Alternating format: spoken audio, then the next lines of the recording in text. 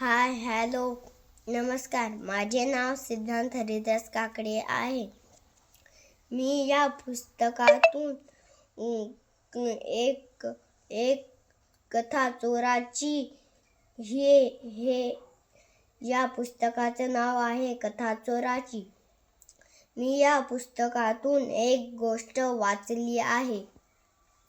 हे पुस्तक शिप्रा शहाणे यांनी लिहिली आणि हे पुस्तक अमोल शहाणे यांनी छापलं.